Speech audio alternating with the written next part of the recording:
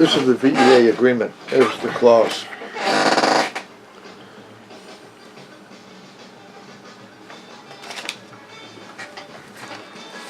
Yeah, that doesn't, I don't like that idea. We'll be going in about less than 2 minutes. We're just waiting for the radio to catch up to us, and then we'll let it fly. You're good. You sure? Oh yeah, you're fine. Yeah, they're new mics. They pick up good. Oh, do they? Yeah. The headsets are mainly for phone calls, so we could hear phone calls coming in. It's Sunday the 3rd of March, so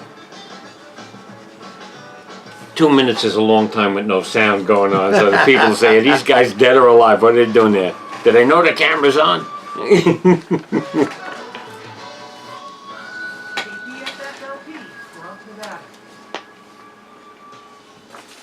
Statements and opinions made on the following program are not necessarily those of this station or its affiliates.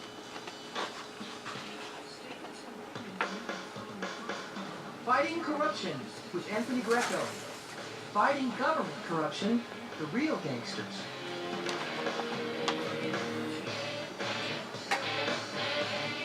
Stand by.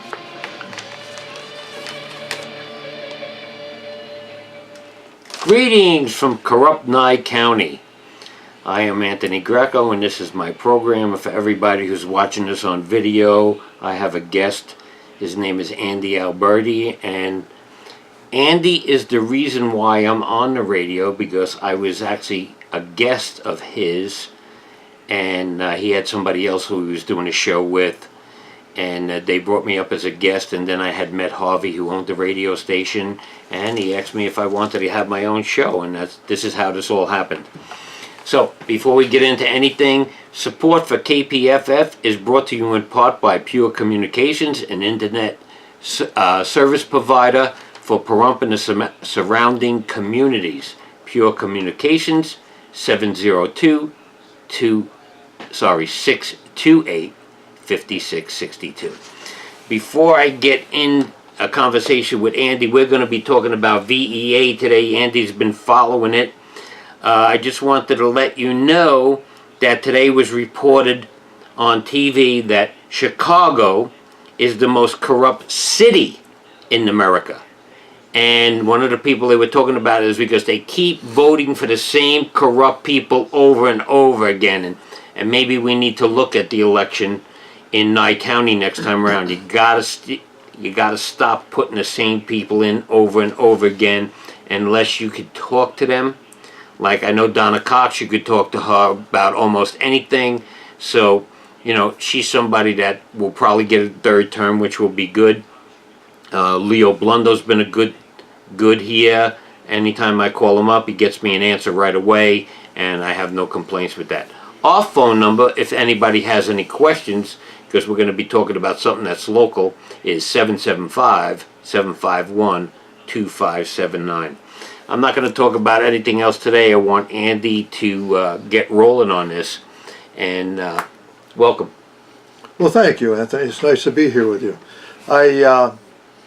What Anthony said is true. We had done some radio shows here for a number of years, and when Anthony came on, I didn't realize I was stealing up my competition, but there he is, doing a good job too. So I wanted to mention something, Anthony, about Valley Electric and solar power. Okay. Because we've been looking at getting some solar power at our place, and I always read everything I'm going to sign. So in doing that, I came across one of the documents, which is the Valley Electric Distributed Generation Internet Connection Application. Wow, Okay. that sounds big. And it's their agreement to put in solar power into the grid. Mm-hmm. And what bothered me, there was an item number 7 in this agreement. And this is, the item number 7 used to be part of a large paragraph, sort of buried in it, but they have since changed it and made it a separate paragraph, item number 7. Keep talking. I'm going to go check a technical difficulty. Okay. So here's what it says in this item, if you're going to put solar panels in or you already have. It says, This document is intended to be valid for the duration that the generator equipment is installed. Barely. It may be canceled by either party with not less than 30 days notice to the other party. So the way I read that, and the way it reads to almost everybody I've shown it to, is that either party can just decide they want to cancel for whatever reason, and it just seems to me there should be a clarification here as to what needs to be done in order to have this cancellation take effect. So I did talk about this on Nextdoor. Nextdoor is an internet website where you can sign on and create your own neighborhood. Oh, can you? Yeah, it's really cool. Okay. And it's a free thing. Nextdoor? Nextdoor, yeah. Nextdoor. So I created a Nextdoor for my neighborhood, which is from like Unicorn going east. Okay. So, and there were different sections, and these communications can be done between neighbors and between next door organization things. So, kind of fun to get in there. And been a lot of talk lately about Valley Electric. I don't know why. Oh. Things have been running so smooth ever since 2008. Yeah. Yeah, you wanted to start in 2008? Yeah, I really do, because a lot of people didn't live here in 2008. So in 2005, actually, is when Tom Husted got hired at Valley Electric. And what was he hired as? He was hired as the general manager, and a guy named Lou Holbeck was the general manager before that. Okay. And I actually, when I moved here, had gone to Lou Holbeck, and I had asked him in a face-to-face meeting, Lou, I've got my connections to a used 1.5 megawatt generator in California. Shouldn't we buy that and start generating some of our own power? And Lou informed me in no uncertain terms that, no, we buy our power. It's better that way. Yeah, we don't make anything. Right, we don't make any power. So they've been doing that for quite a while. And then in 2007, I think it was. Not good? Is that Yeah, better? you're good. Okay. So then in 2008, at the annual meeting of the membership, it got pretty heated because they had raised the rates. And boy, you'd have thought the world was going to end. There was more people getting angry at Tom Husted and the board of directors. It looked like it might become a free-for-all. But Do you remember what the rates were in 2000? 7 cents a kilowatt. Okay. See, I never really paid attention back then. I've been here since 98. So when they went to, I think it was 9 cents at that time, everybody got up in arms. And what happened was that when you tried to get up and speak, you could speak. And they didn't like what you had to say, but they couldn't stop you from speaking from the floor because it was a meeting of the members. And at that time, there was a woman named Val Van Holt. And Val was really up in arms over this. She was good. I enjoyed listening to what she had to say because she was well informed. And there were a number of other people as well. But the problem became, that's when the cost of electricity was starting to go up nationwide. So the board was on top of that. And I kind of felt sorry for them at that time because, I mean, they were at the mercy of people supplying us power, even though we must have had some long-term contracts. Now, we're not privy to those things because we're just the people that give them money. Right. Here's a question. How, with the rates of fuel going down, how come our rate is going to go up? We have long-term contracts, and I don't know what it says in the contract. So if the fuel drops, we keep paying high price. Well, it would appear that way. So I'm going to kind of jump right to 2017. Okay. And all of the documentation I brought with me today, but at that time, Ron Cordova and I and a couple of other guys, we were looking at the finances at Valley Electric, and Ron was raising some red flags. So we had decided that we would go to the annual meeting that year and talk about what we know and ask questions. So a week before that, I had a private meeting with Tom Husted, which I won't discuss today, but as a result of that meeting, I had hoped that Tom would take some action before the annual meeting so that I'd feel more comfortable with where we were. Okay.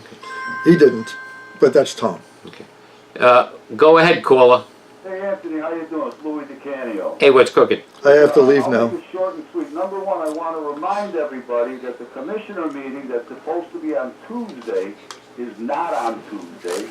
It's been changed until the Monday the 11th, okay? So don't bother going there on Tuesday. It's not going to be there. It's changed to Monday the 11th. Why'd that happen? Well, I don't know. That's if you pull it up on the computer, it'll show you. Okay. It'll show you. Now, there's no agenda up yet, but it just says that the next commissioner meeting is on the 11th. You know, here in, it's going to be in Tonopah, but, you know, we still have, Right. you know, conference over here. So it's going to be on the 11th, not this coming Tuesday.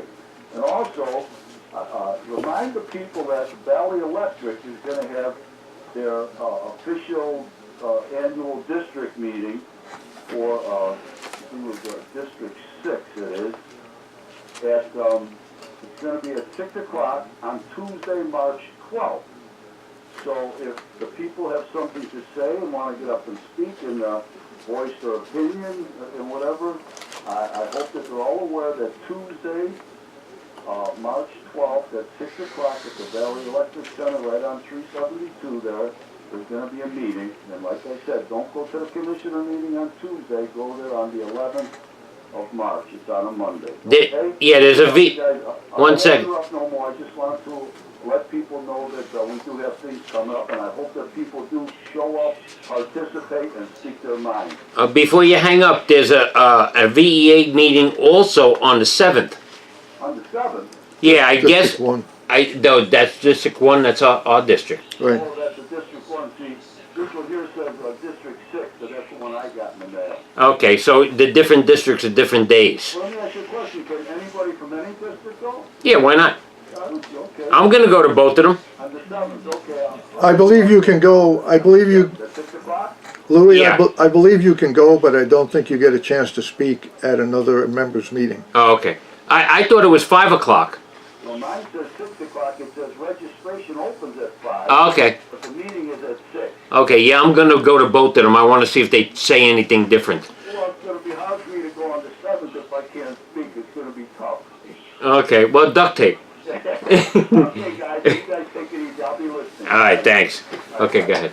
They told you it was 5 o'clock because they wanted to get the arrest out of the way before the meeting Oh, started. that's the way it works, Yeah. yeah.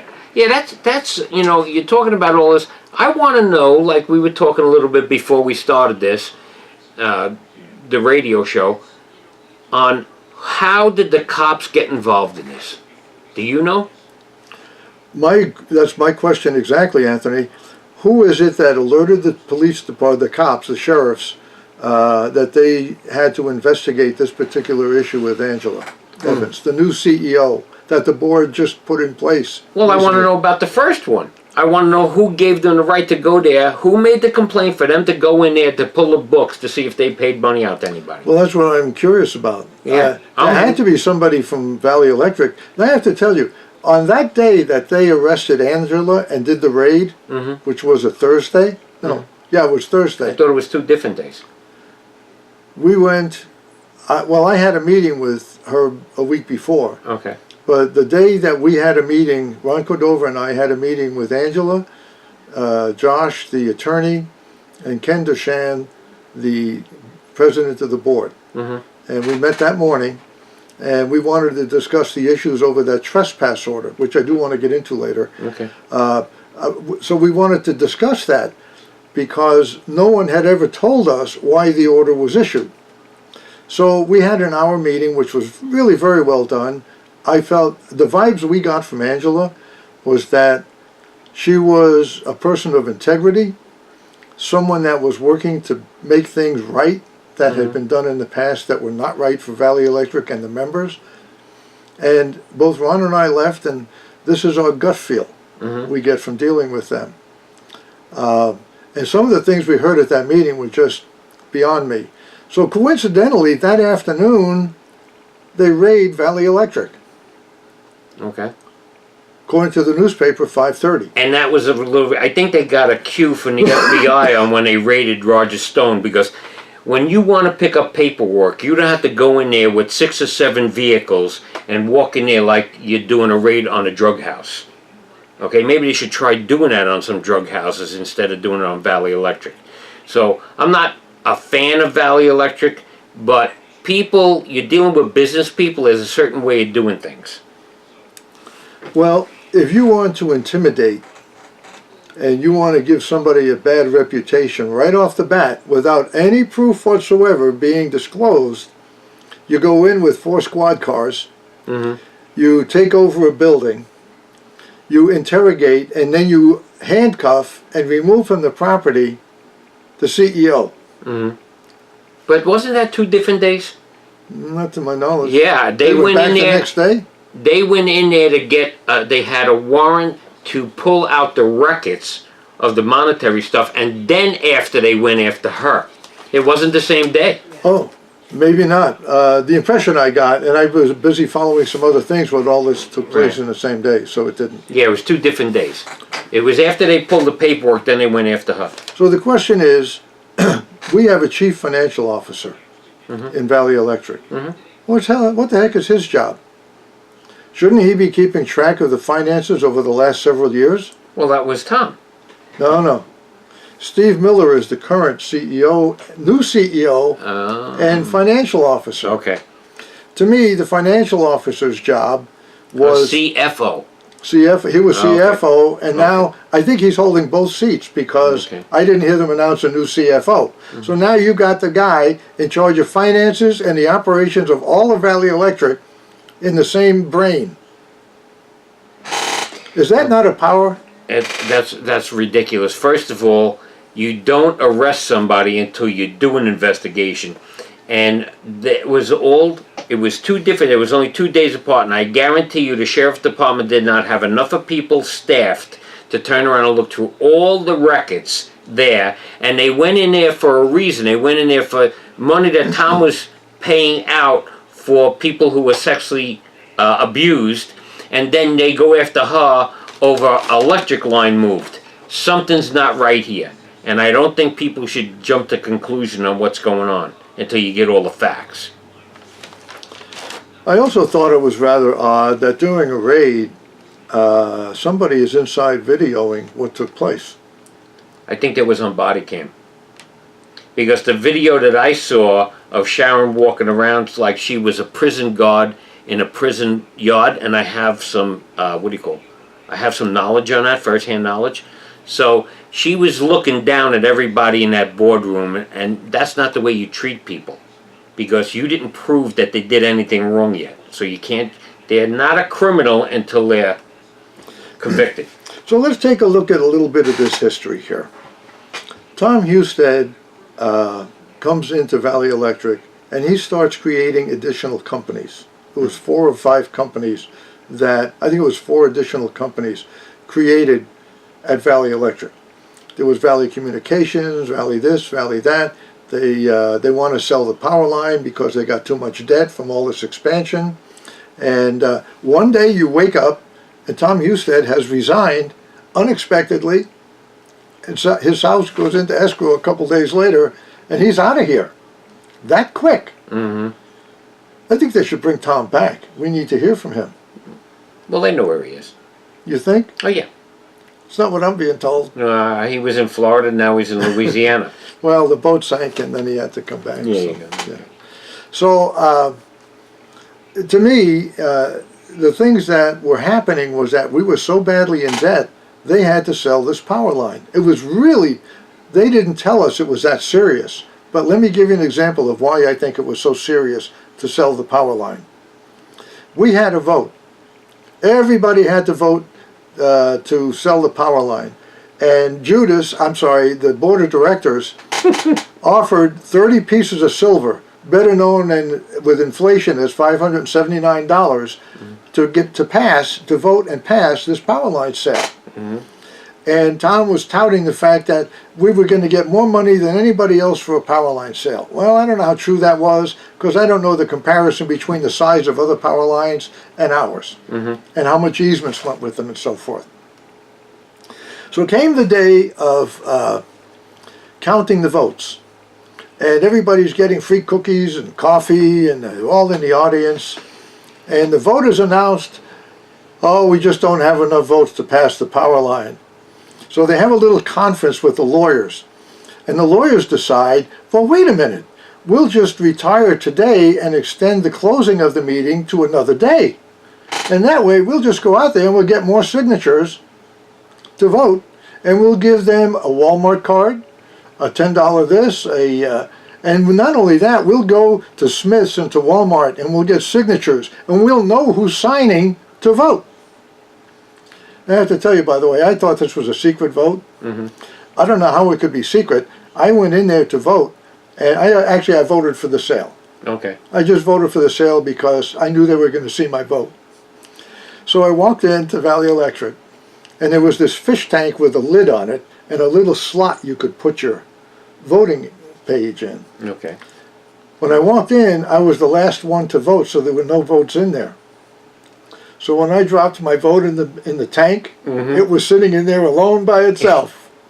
Now tell me nobody looked at my vote to see who voted. Yeah, really. So then they decided, let's go out, and they sent their minions out into the community to gather more signatures. I saw them in the lobby of Walmart. So now, and then when they got enough signatures, hey, it passed, it passed. It passed, but the vote was taken and announced. Already we lost. But somehow lawyers figured out, this is why I always have a problem with, I like lawyers when they're suing somebody I want to sue. That hasn't happened in my life, but if ever did. You know how they got the vote, right? They went to the clerk's office and had, how do you fix the election? And they said, well, you cross out the absentee ballot stuff and just change it. Oh, well, that may have been, I don't know.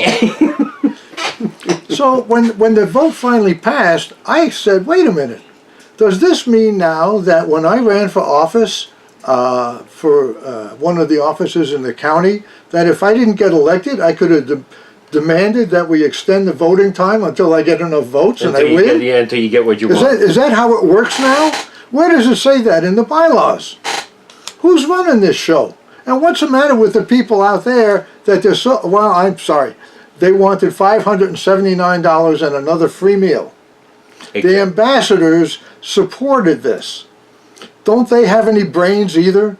It really bothers me to think that Tom Husted set up 300 people that say nothing but good things about Valley Electric to the public.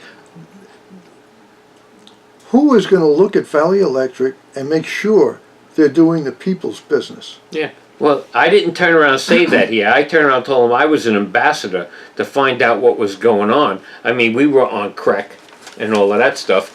And Not crack, crack. Crack, I said crack. C-R-E-C. It's the I accent. just want to it's make crack. sure. Yeah, I know, you're from New York. No, crack is the workers and crack is the organization. All right, just want to And make I sure. just wanted to make sure that what was going on there, and I was interested in renewable energy, not because I'm a green person, it's just that when it hits the fan, I want to be able to still take a hot shower and stuff. That's why I have that.